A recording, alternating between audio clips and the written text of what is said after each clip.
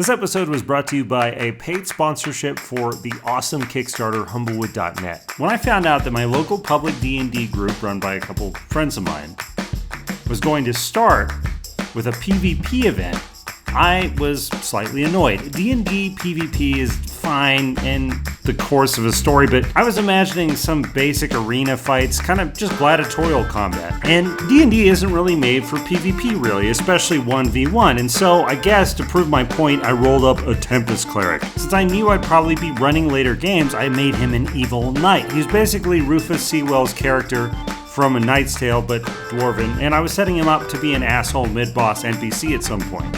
When I arrived at the game though, I immediately understood this wasn't a normal gladiatorial thing. It was a set of mini-games that leaned heavily on our skills, and it was also story-rich thanks to setting up the DM.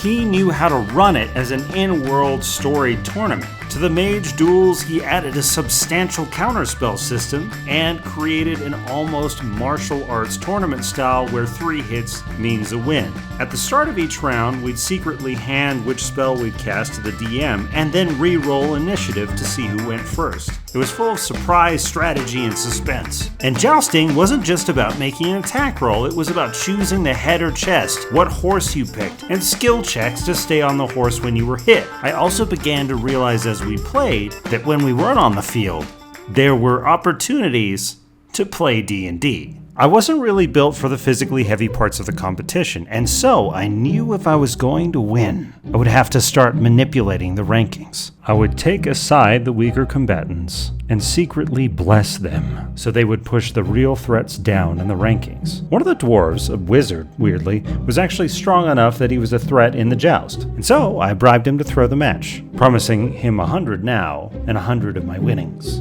When it became clear that there were too many opponents to bribe, I hired a bard to sing my theme song and give me inspiration before my fights. It was at this point that I made a mistake. In the course of these backroom dealings, I was working under an incorrect assumption. The tournament would have a grand prize of a lot of cash. I promised that upon winning the tournament, I would give 100 gold to each the wizard and a bard. And so it went, with us fixing the archery competition and the joust, and me just barely skirting by in the mage competition where blessings and outside spells were cleaned before the beginning of the match. All the while, we were being observed from the stands by different factions in the kingdom trying to judge character as well as skill.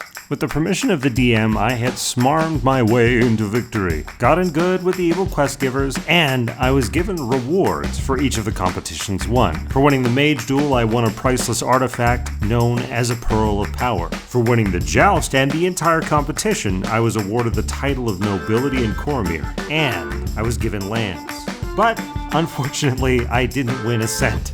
And all it took was one look at the 2 players I had bribed to know. If I didn't sell at least one of my incredible prizes, I was Thanks for watching this episode brought to you by the Humblewood.net Kickstarter. Humblewood's a campaign setting and adventure for 5e. It's got a whole new set of bird races, new monsters, and incredible art, all from the awesome people over at deckofmany.com. Link in the description and hopefully on screen right now.